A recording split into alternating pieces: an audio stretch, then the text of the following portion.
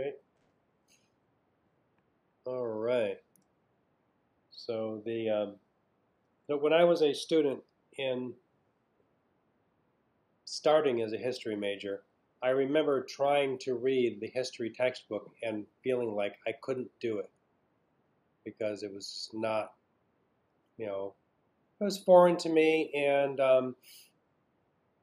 I just had never really read anything quite like it before, and it was slow. And so I talked to one of my professors, concerned that maybe I'd made a mistake in declaring my major of history when it took me a long time to read 10 pages. And he's just encouraged me to stick with it. He said, if you're not used to reading this specific kind of writing, it'll just take you some time to get used to the way it sounds, the way it's written, and also the vocabulary. Uh, I want to encourage you to look words up if you don't know what they are. And maybe you already do that, and that's great. But I used, in the days before the internet, I would sit and read my history textbooks with a dictionary close at hand so I could look words up. And there were times when I looked up words a lot because I just needed to know. Um, you hit some dense patch where they're using, um, a lot of unfamiliar terminology. So this section, it's on page 22 in the Furniture, A Concise History book. He writes about the range of Greek furniture types. Um, and I'm going to read a little bit to you. The range of Greek furniture types is not, in fact, very much larger than the range of Egyptian ones. In Greece, too, one finds chairs, stools, couches, chests, small tables, and not much else. Though our knowledge of Greek furniture is derived almost entirely from vase paintings and from sculpture, apparently accurate reconstructions have been made, a few at the end of the 18th and the beginning of the 19th centuries, and quite a large number more recently by a firm in Athens. So there are modern furniture companies that make replicas of what we understand these, like the Greek furniture, to be, and or I guess to have been, and that's in the that appears in the presentation from last week. So now you'll remember the klizmos chair. Now that little bit that I just read, I would find that if I'm reading a history text, even anything that's kind of challenging, I will often read a little bit of it out loud to myself so I can read it more deliberately. And I think that can be very helpful because you hear it and so it's almost like you're reading it to yourself. All right, so now the early furniture, there is the throne furniture, or the seat of honor, and then you get the klizmos, which we talked about, depicted in vase painting or relief sculpture. It strikes us as something completely practical and contemporary. In Greek art, the klizmos is a piece of furniture particularly associated with women, and its ambiance is one of domestic comfort rather than ceremony. So the chair shows a shift in importance where it's not just about the ruling class. It is, certain, probably most likely for people who have some sort of wealth or privilege, but it's more like it's an example of something that is like everyday domestic furniture, and that's one of the reasons it's important. And part of what this book does is this author writes about this it's almost like he writes about why these pieces matter. It's not just this is what it is, this is when it was made. It's what it was for and why it should matter to us. Um, and on page 26 and 27, he writes about other furniture, the Greek couch, for example. Now, the Greeks got a lot of their stuff from the Egyptians, but then they made their own they sort of developed their own versions. The klizmos is not from the Egyptians. The Greek couch, which combined the functions of a bed and a sofa, remained, like its Egyptian prototypes, a relatively light piece of furniture. A vase painting, which is this guy,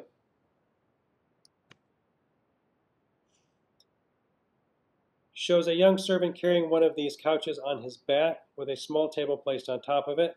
This picture is also a reminder of the fact that Greek furniture probably had no fixed position in the domestic interior, but was brought out and moved around as needed. That's really the way furniture is used for a very long time, like domestic furniture. Um, a lot of furniture was stored or put away or made more compact until it was needed. You'll see when we get to later centuries, like in the European Middle Ages, and even into like the, I guess like the 18th century, you have interiors that look pretty bare because they didn't really think of like furniture as something that you always have out. You bring out the furniture when you need it, when people visit, when you have a banquet. Otherwise, you put it away so that you don't clutter your interior. And a lot of like the Greeks would hang their few belongings on the wall. Um, Anybody heard of the Shakers? Like Shaker furniture, Shaker culture? No. They are a really they were a Christian sect that split off. Um, they were pacifists. They started in England. They came to the U.S. Um, to escape persecution. Uh, they were celibate, and so they relied on recruitment rather than having children. And they were known for building very beautiful, simple furniture that was useful. Their chairs, like Shaker chairs, we'll look at some of their stuff in later weeks. They had pegs on the walls, and they would hang the chairs up on the wall to get them off the floor. It made it easier to sweep the floor. But a lot of their Shaker interiors have this feature like rows of pegs for hanging everything up on the wall, so you get it off the floor. They lived simply. Ornament was considered to be frivolous and even sinful, like it's not necessary. They tended to avoid things that were not really necessary. So and they didn't like ornament. They kept things relatively simple. But it's interesting that the Greeks, like early civilizations, did the same thing where they didn't have a lot of furniture. Partly, I mean, I'm not sure they wouldn't have they wouldn't have minded having more, but um, as a way of storage, they didn't have storage like we have now, and they had fewer possessions, and they would hang it up and get it off the floor. So they didn't like have their like me with all my cluttered table surfaces. That really didn't happen. Oh, right. Um,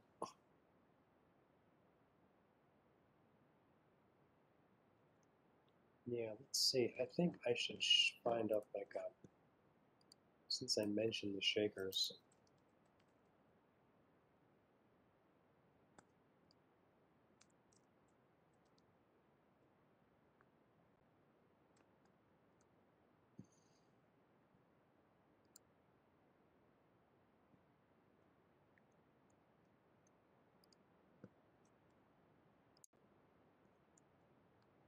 let's show this to you.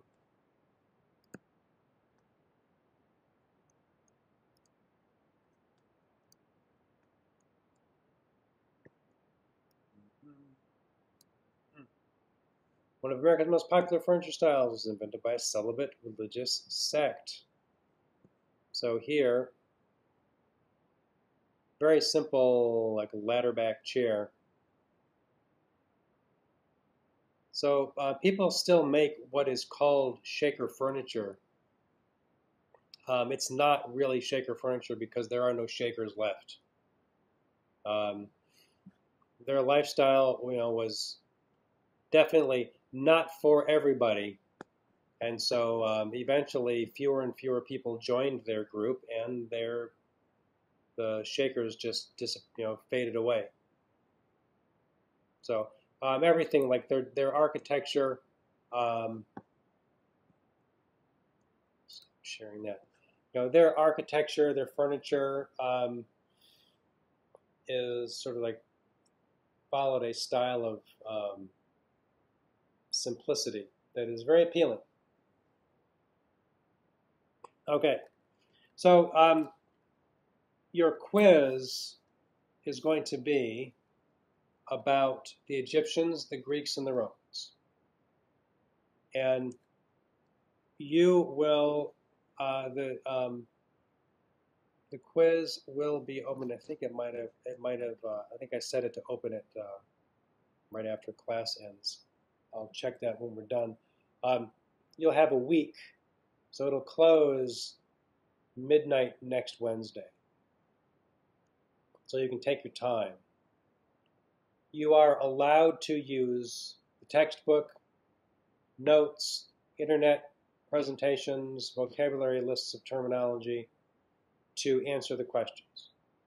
Some of them you might need to think about or look up. There are a couple things that are from the book that you will need, you might need to find them in the book. But I want you to, so I have, excuse me, there was a question about stopping and starting. You can have the quiz open for, I'm pretty sure, like your Blackboard will stay logged in for hours. At least it is for me. I've set it so that you have 2 attempts. If you take it, if you like something happens, like you're taking it and you accidentally back out of it or submit it when you're not finished, you could let me know that that happened, then you can take it again. When I grade it, if you want to take it again after I grade it, like retake it, then I would average your scores. So if you take it and for some reason, like I thought I did better, but I got a C, I don't want a C on this quiz, you can take it again knowing what all the right answers are and then have your grade average to a higher grade, presumably. On occasion, does happen, somebody takes it a second time and does worse, which I'm not sure I understand, but sometimes that's the way it goes.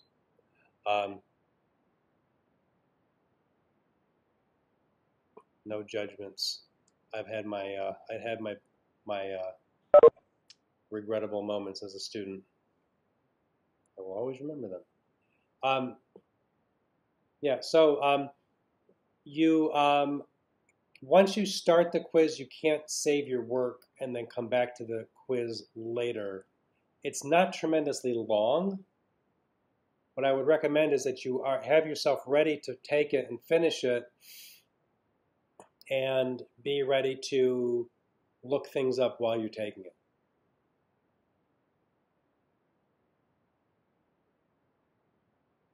And how long would you say that we should give ourselves for the test? It might take you half an hour. Okay. Or maybe longer, maybe less time, depending on how well you remember. I mean, some of the stuff you'll remember, some of the stuff you're going to have to look up.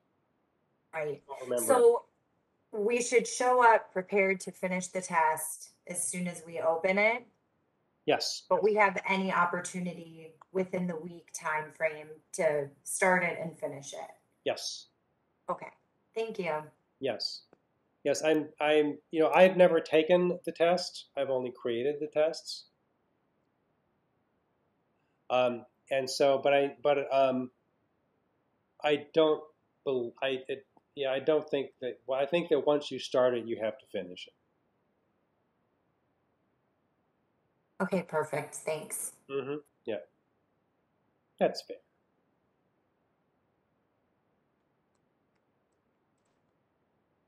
Okay. Any questions about any of the, like, you've got most of you have got the vocabulary, that discussion board vocabulary finished, which looks good.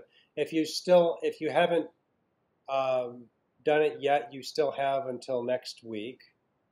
And if you're curious about what other people have done, go to the discussion board forum and check out what other people have done. You can look at everybody else's work. I would also encourage you to look through, if you've got a few minutes, look through and check out some of the things that your classmates have created. It's interesting stuff. Everything I've seen so far is good. And and I will say, on occasion, if I find that there's like you could have included more information, or there's something that's not quite right, like most of it's right, but there's some details that are inaccurate. When I'll put a grade in, I'll grade it with a letter grade. Basically, I'll put in like the number that you get, like the point total.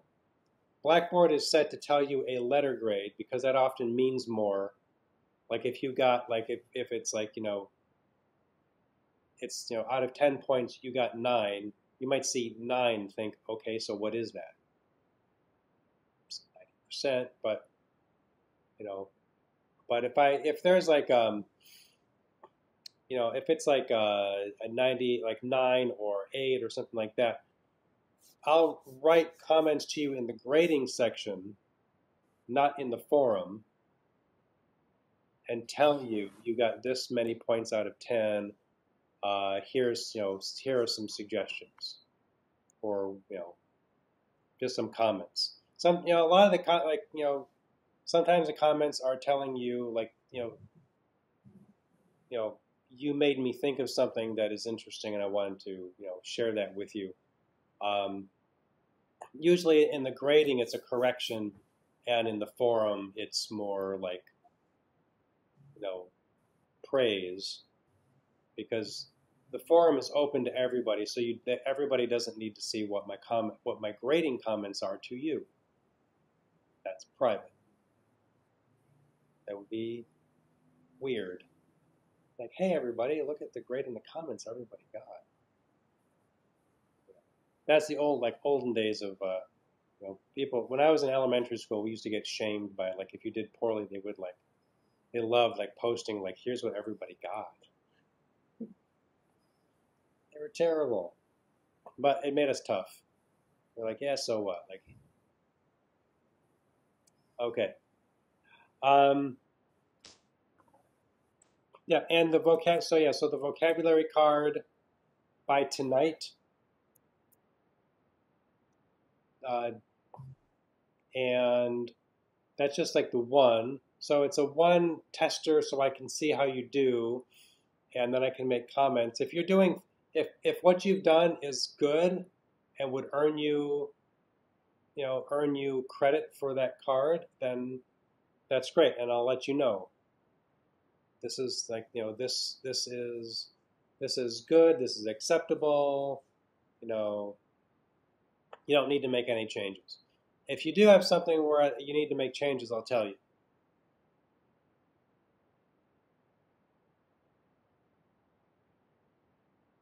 Okay. So next week we're going to get on to like the early Middle Ages, and like what comes like at the end of the Romans, which splits off into Western Europe and then Byzantine, um, and then we're going to get very very soon we'll be into the Middle Ages. These centuries start to roll by a little less quickly as we get into Middle Ages, Renaissance, and then early modern, because we start to get more happening in a shorter period of time.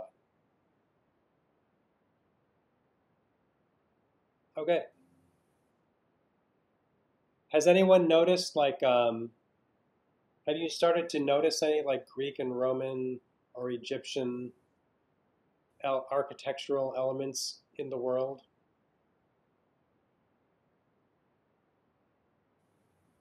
Since the class started? Maybe you haven't. This is Sarah. I actually visited Des Moines, Iowa over the weekend, and they have a really grand Capitol building that, like a golden dome, but they had Corinthian columns in the front. Good job. Putting your education to use. Yeah, that's, like government buildings of a certain era, like really a lot of it, like until World War II, 1940s, they were all had that, like, it was like, there's so like, it was expected that it would look like an Italian, like, like Italian Baroque or something, it's just sort of like what we created as an image of government. All right, good. Thank you, Sarah. Yeah, and Des Moines, you have family there? My husband is a photographer, and he shot a wedding there. Cool. So, yeah. Well, the Des Moines Art Center is is a surprisingly great museum. We didn't get out to it, but heard recommendations for it. Yes. So. Yes, from an architectural standpoint, it has 3 buildings that were designed by 3 of the best architects of the 20th century. Eliel Saarinen, I.M. Pei, and Richard Meyer. If you don't know who they are, you could go, maybe we'll find out about them later, but in Des Moines, and it's got a great collection.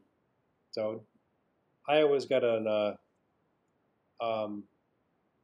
reputation for having this sort of sneaky arts, sneaky love for the arts. All right, well, that is enough for tonight.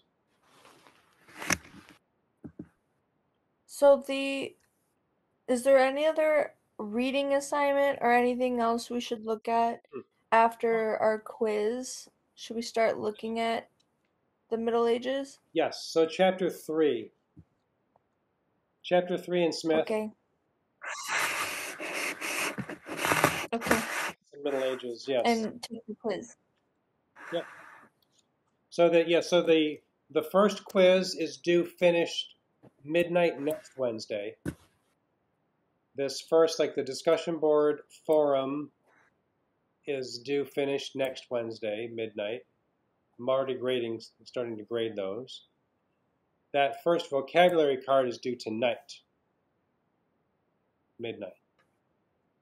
If something happens and you don't get it done, and tell me, just say like, oh my God, I can't believe I didn't get this done in time. I had a whole week.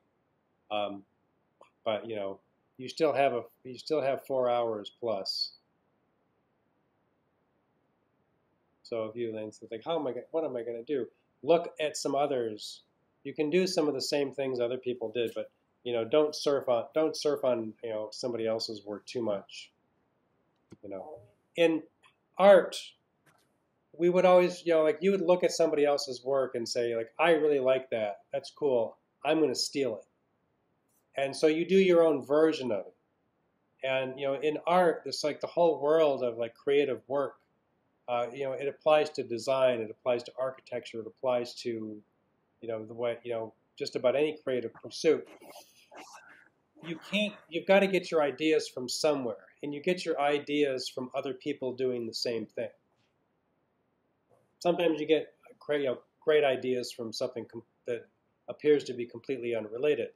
But so I would see what my friends or like my other classmates were doing. It's like, oh, that's really cool. And you're jealous, or you think like, I want to do that. And so then you do it.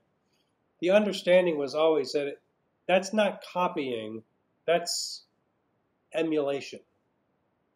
And you will never, unless you like really faithfully try to copy it and then pass off somebody else's work as your own, and that's thievery. But really, we always knew you're making your own version of it, and that's okay. That's really how creative one of the ways we learn is we copy other good examples. So if somebody copies your example, then they're not taking anything away from you in this class, and you can just feel proud that somebody felt your work was worth copying.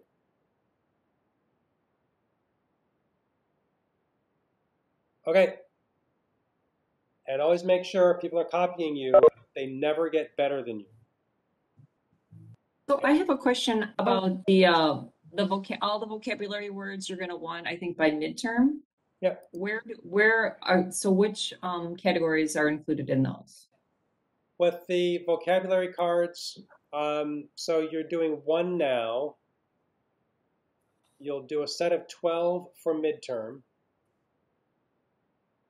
And those can come from any era. If you want to go ahead into other, like be it past, like if you wanted to do some from the 20th century, you could. And really, if you look at the different lists of vocabulary terms and definitions, if you see something and you don't know what it is because you haven't seen it, you could look it up. But if you think like, I love mid-century modern furniture, I want to do a bunch of those, then go ahead, look ahead into that. There are so many things we're going to look at that, you're going to do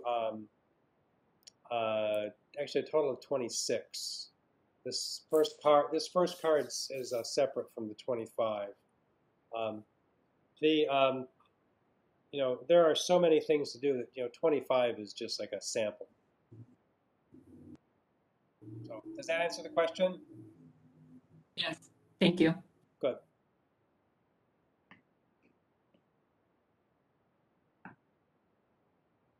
All right.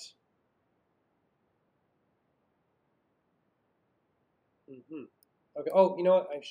I forgot one more thing. The interior design department at Harper is associated with the National Kitchen and Bath Association. You may know about them. You, as a student at Harper College, can join the National Kitchen and Bath Association as a student member free of charge.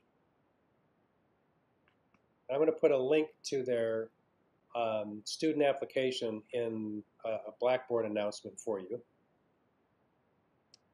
There is a local chapter, the Chicago Midwest chapter of the National Kitchen and Bath Association, that has events every month.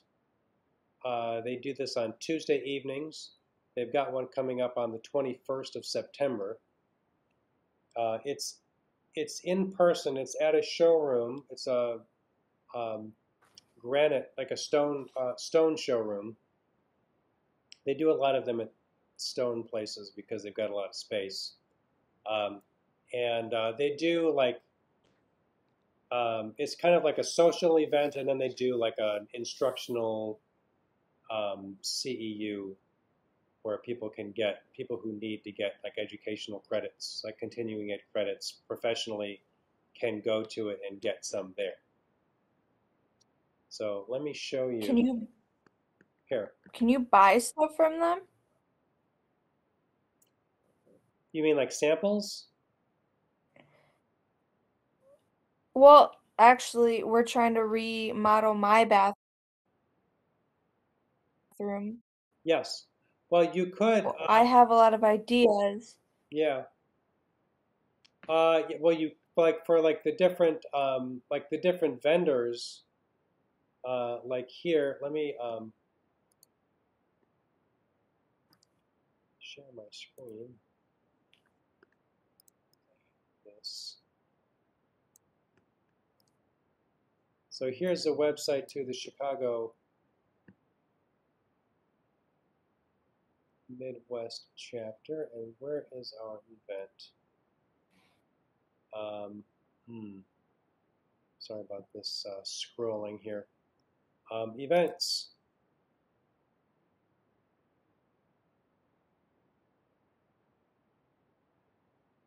They don't have it. I got an email about it. What? Oh boy, that's bad. They got to update their website.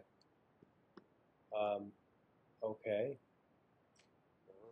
News, maybe? Sorry about that. This is I should have checked. I assumed they would have it. No, okay. Well, I gotta talk to these guys. So the different, usually if you need to buy material from a vendor, you normally need to work with an interior designer or like with someone that has like a professional, like a designer's account with them. But Okay. some of them will do retail, but a lot of them they prefer working with like with a designer.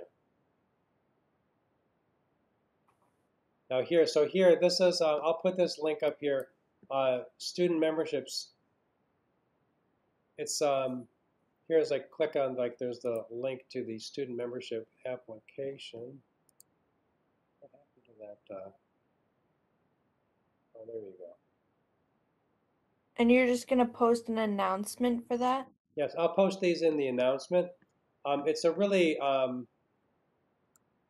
yeah, it's there's really like, since it doesn't cost you anything, you really, like there's not much reason not to do it. And as a professional organization, it's a really good way to get to know people in the business. Anytime I go to one of these events and they see that I'm wearing a tag that says Harper College, a bunch of people, usually like at least 2 or 3 people, will give me their business card saying, if you have students looking for a job, we need people. Um, some of them are like retail or like, doing like sales with a stone manufacturing company, which might not be what you want, but But it's an in. it's an in and it's a job in the business. And you can learn about that aspect of the business. And then, when you're a student, I teach the internship class and also the portfolio class. And in both of those classes, students work on their resumes. And it's really nice when a student is finishing the associate's degree and has some professional experience on the resume, because then you can feel like you can go out and like maybe get a job, but because you've got something on your resume that is related to the field. If you're young and you haven't done a lot of that, then okay, that's where you're at, and then you look for something like an internship where you can get something that's related, design related. Um,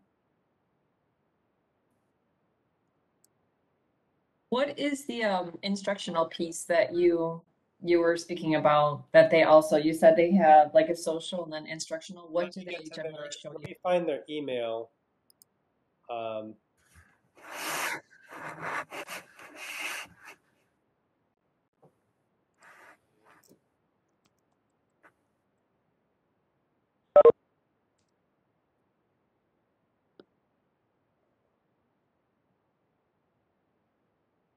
there we go.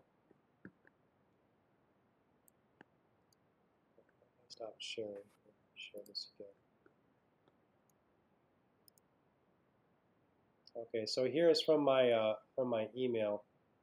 Chicago Midwest Chapter event, September 21st. Doors open at 5:30.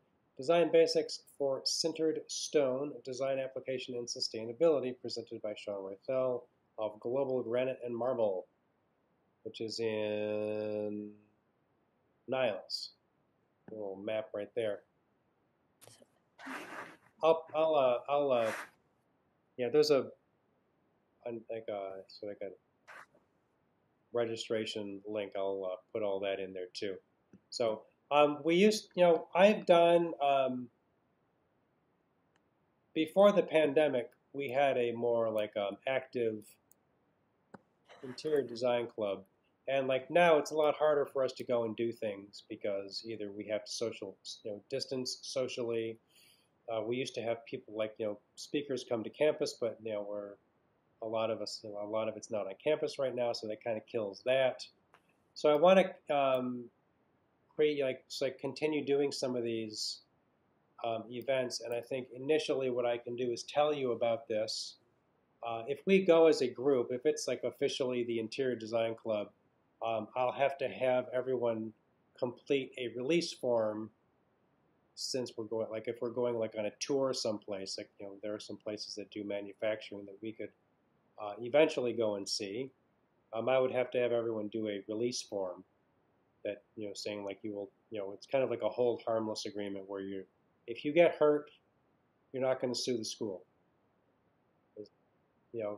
Crassly, that's exactly what that is saying. But you're going at your own risk. But if I just tell you about it and you show up, this I don't know if I can make it to this next event myself. But if it's something, it's not stopping you from going. So if you just find out about it and you go, then it's not an official school activity, and so you don't need to complete the form. So as I get this back up and going again, if there are some opportunities for us to go someplace as a group with an official tour where I am present and you are present, then you would have to finish it, and the dean insists that we complete all the paperwork 1 week before we go. It actually doesn't take you that much time. Usually more work for me because send it to me and then I'm the one who delivers it all to the dean. I am too old to get in trouble with the dean. So. Where Yes. is the Interior Design Club still available to join? Well, it is, and it really is the way the Interior Design Club works is that because when we do it officially, because it's a school, it's really it's a Harper club. Any student at Harper can join it. It's basically as soon as you create the club, all students are potentially members. Yeah, like art club. Yeah. So it's not it's not exclusive where we think about do we want you in our club? I know. So it really. But I'm guessing. Yeah. For the Interior Design Club, because of COVID and everything's online, there's not as many meetings and not, like you said, not as many events. Right. Yeah. I mean, it was. Okay. So I'm going to be doing some things with it. I'm talking to some people in the design world to do some an online presentation or event where they talk about interior design process, what's it like to actually do an interior design, a renovation.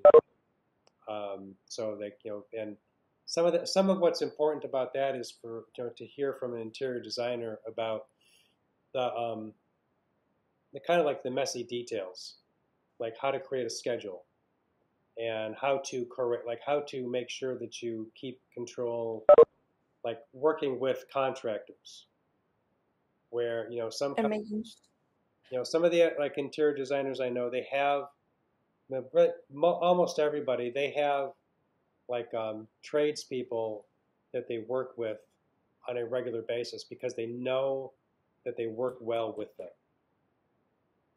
That they know that they know that they will show up. They know that they will do the work in a timely manner. They know that, they will communicate. So It's like their team. yes, it's their team. Definitely, it's exactly a very good way to put it. And I've worked with, I've hired people to work in my home who have been great, and I've hired other people who they do half the work, they disappear, and then they won't call you, then they won't answer your calls. Like they decided they don't want to do it, I guess. Good thing I only paid them half up front. Which is always don't ever pay anybody in full before they've finished, because they will take the money and run. It's remarkable how some people, how many tradespeople care so little about their reputations. They figure there's always another sucker out there somewhere, I guess. But that's always been useful. Where I've had designers I know walk us all through a project of theirs, and they'll take demolition photos. They'll have demolition photos. They'll have drawings, and it's really important to be able to do that. So I'll let you know when I have some of those ready. But in the meantime, I want to encourage you. Remember, was the whole point I started with this. I want to encourage you to join NKBA. Harper is, we've been involved. We've been associated with NKBA for a long, long time. We have the kitchen and bath certificate that is accredited through NKBA, so it means something. And it's a really, you don't, even if you're not, you're not specifically interested in kitchen and bath design, but you might be interested in residential design, you really have very little to lose by joining.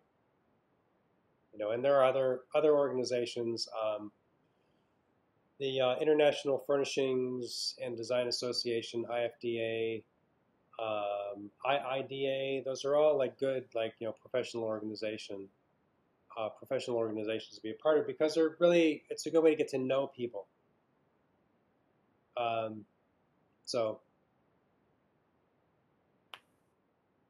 And if you go to an interior design, you go to an NKBA monthly meeting, then and you're associated with Harper, you've got a reason to be there and a reason to talk to people.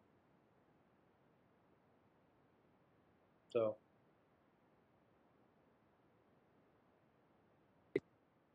What does a membership cost if you're not a student? I don't know. I didn't have, because I'm faculty, I don't have to pay either.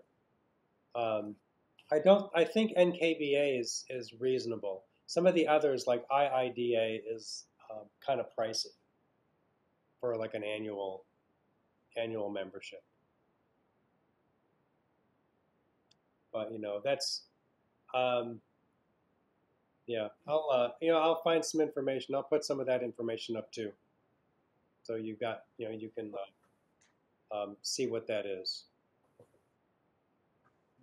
I've been a member of some, even in the arts, there's College Art Association, and I was a member of that for a little while, and some other specifically fine art printmaking organizations, and it was good. I got to where I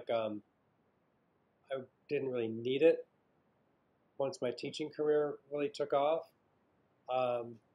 But it is good to be linked to professionals.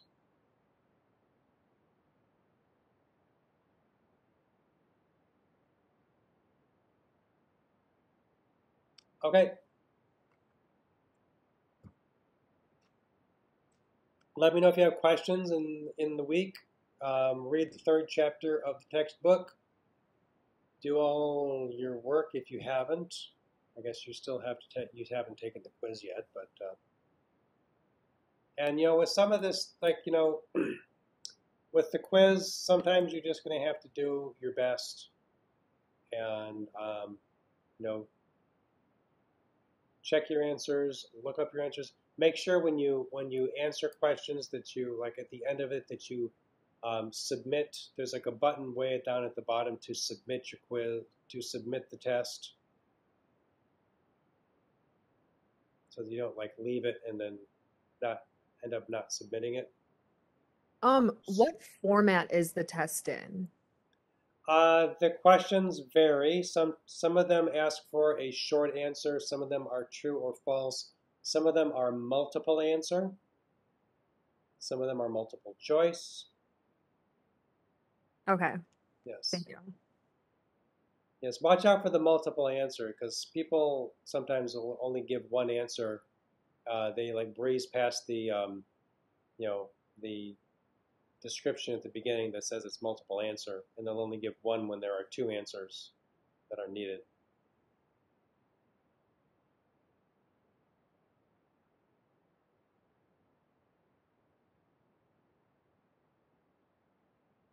Okay.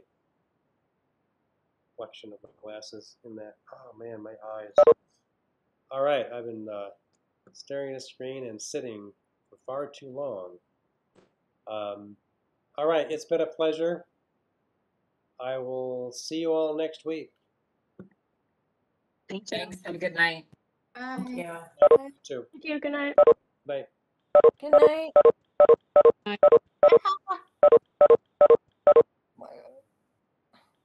Question?